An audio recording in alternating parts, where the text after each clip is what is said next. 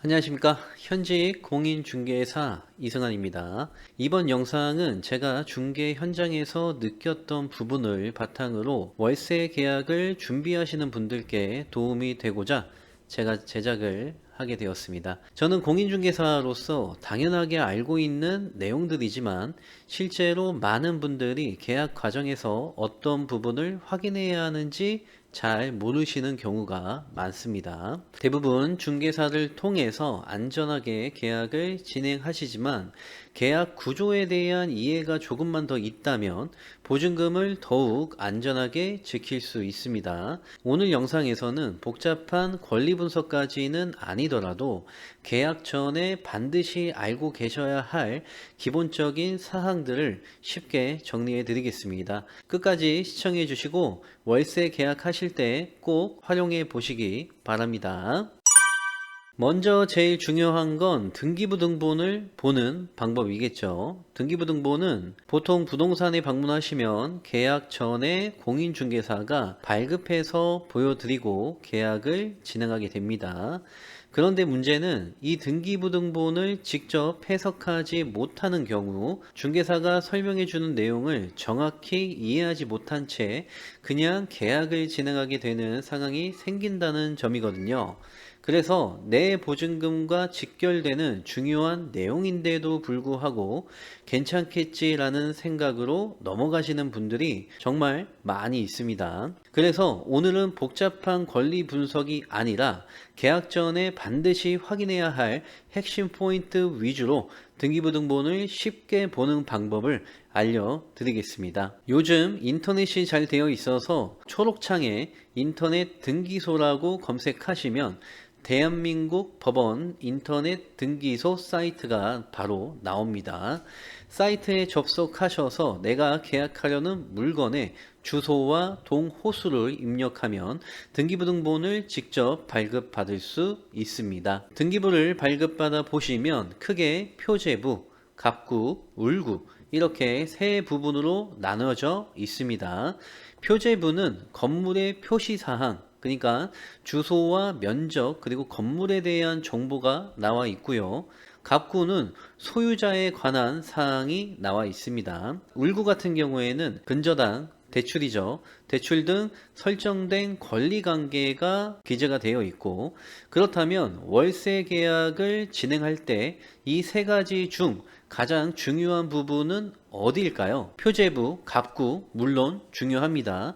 하지만 보증금과 직결되는 가장 중요한 부분은 울구입니다. 울구를 보시게 되면 해당 건물의 대출이 얼마나 설정되어 있는지 확인할 수 있습니다. 여기서 하나 꼭 기억하셔야 할 부분이 있습니다. 다들 최우선 변제라는 말은 들어보셨죠? 근저당이 1순위로 설정되어 있어도 요건을 충족하면 임차인이 최우선 변제 대상이 되어 근저당보다 먼저 배당을 받을 수 있는 제도입니다. 그런데 많은 분들이 착각하시는 게 있습니다. 최우선 변제 기준은 내가 계약하는 시점이 아니라 근저당이 설정된 시점을 기준으로 판단합니다.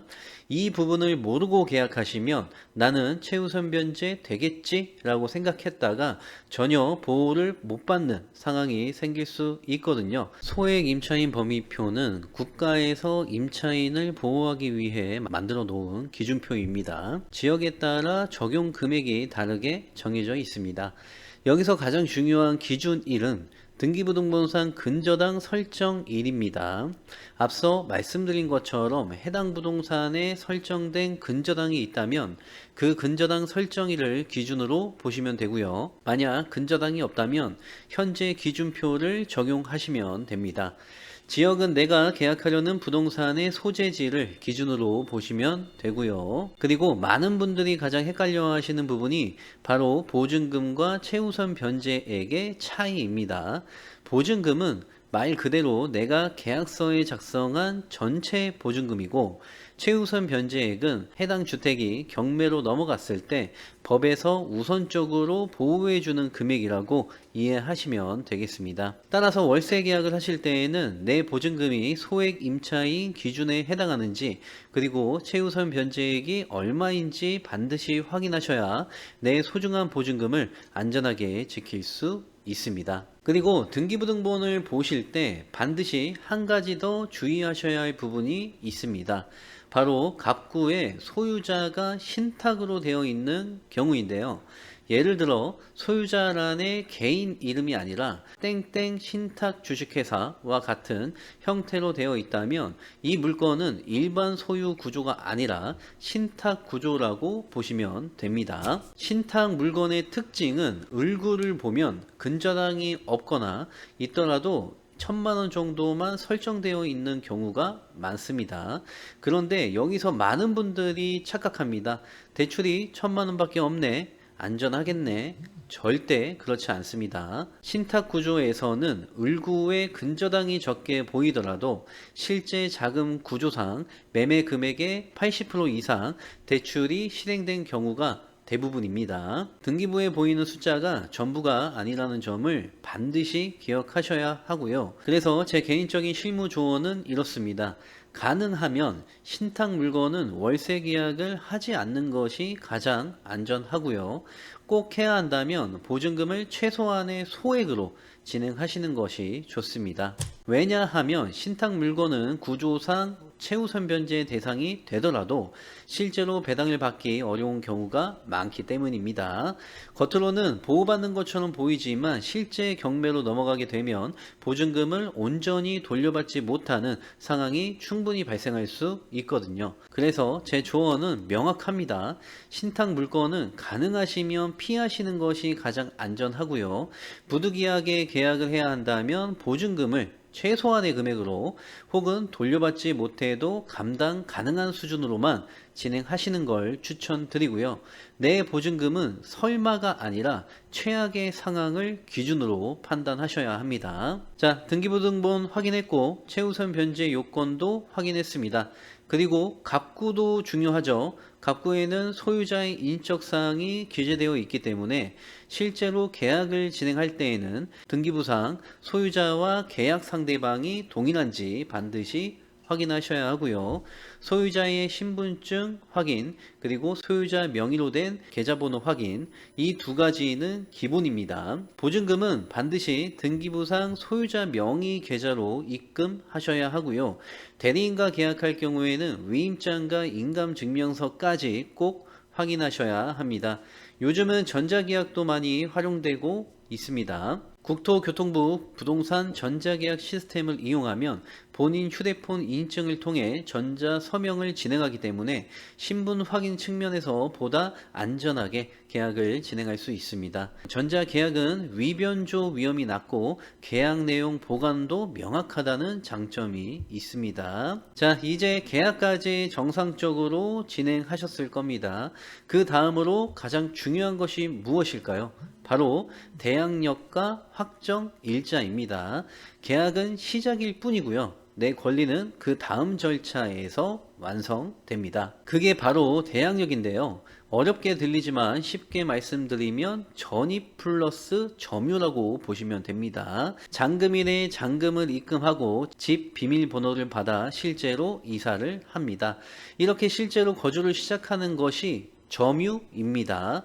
그리고 보통 잔금일에 전입신고를 하죠. 이 두 가지가 갖춰지면 그 다음날 0시부터 대항력의 효력이 발생합니다. 그렇다면 대항력이 뭐냐? 쉽게 말씀드리면 내가 이 집의 정당한 임차인이라는 것을 제3자에게 주장할 수 있는 권리입니다. 이 대항력이 생겨야 나중에 집이 경매로 넘어가더라도 내 보증금에 대한 법적인 보호를 받을 수 있습니다. 제가 오늘 말씀드린 내용만 정확히 확인하시고 진행하신다면 적어도 내 월세 보증금을 지키는 기본은 갖추셨다고 보셔도 됩니다. 다시 한번 정리해 드리겠습니다. 첫 번째, 등기부상 소유자와 계약 상대방이 동일한지 확인하시고 반드시 소유자 신분증 확인, 그리고 소유자 명의 계좌로 송금하셔야 하고요. 가능하다면 전자계약을 활용하시는 것도 추천드립니다. 자, 두 번째, 내 보증금이 최우선 변제 대상 금액에 해당하는지 반드시 확인하시고요. 설마가 아니라 숫자로 확인하셔야 합니다. 자, 세 번째, 갑구의 소유자가 개인이 아닌 신탁회사인지 꼭 확인하시고요. 신탁 물건은 구조를 모르고 들어가면 위험할 수 있습니다. 마지막 네 번째, 반드시 전입 플러스 점유를 완료하셔야 합니다. 그래야 비로소 내 권리가 법적으로 보호됩니다. 보증금은 적은 돈이 아닙니다. 몇 천만 원, 많게는 억 단위의 돈입니다. 계약서에 도장 찍는 순간이 아니라 확인하는 순간부터 내 돈은 지켜집니다. 오늘 영상이 도움이 되셨다면 구독과 좋아요로 응원해 주시고요. 다음 시간에도 실무에서 바로 써먹을 수 있는 내용으로 찾아뵙겠습니다. 현재 공인중개사 이승환이었습니다. 감사합니다.